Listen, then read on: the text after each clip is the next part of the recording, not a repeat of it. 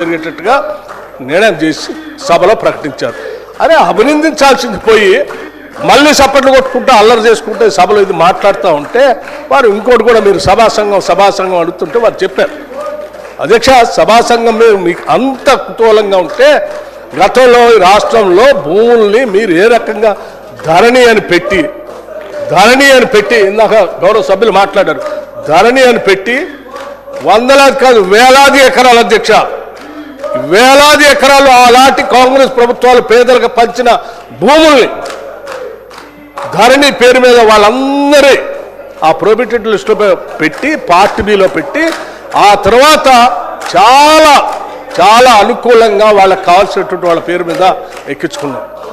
చాలామంది వ్యక్తులు వ్యక్తిగతంగా ఉన్నటువంటి ఆస్తులను కూడా అడ్డగోలుగా బెదిరించి రాపిచ్చేసుకున్నారు, బ్లాక్మెయిలింగ్ చేసి. దానికి సంబంధించి ఏం చెప్పారు ముఖ్యమంత్రి గారు, ఎస్ మీకు నిజంగా హౌస్ కమిటీ కావాలంటే చెప్పండి, బాలానగర్ లాంటి భూములు కానీ కోట్లాది రూపాయలు విలువ చేసేటువంటి భూములకు సంబంధించి కానీ హౌస్ కమిటీ వేస్తా అన్నారు.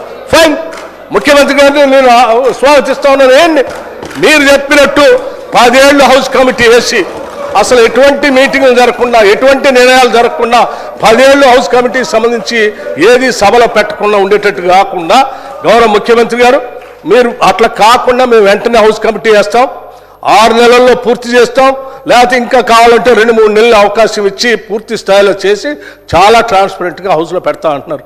ఎస్ ఒప్పుకోండి, హౌస్ కమిటీ మీద మీకు అంత గౌరవం ఉంటే దాని ద్వారానే మేలు జరుగుతుందంటే రైట్. నిన్న ఒకటి నిర్ణయం జరిగిపోయింది, ఆల్రెడీ జరిగిన నిర్ణయాన్ని మళ్ళీ తీయలేం.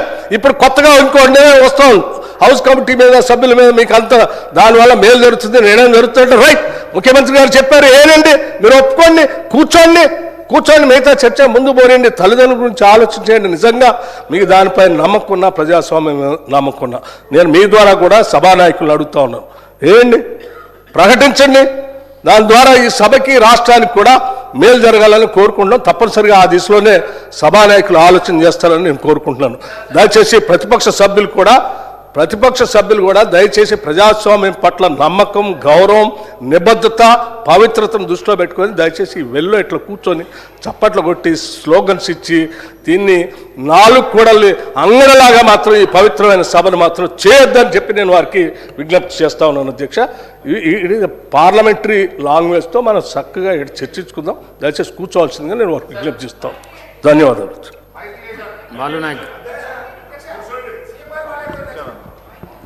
అధ్యక్ష, ఒక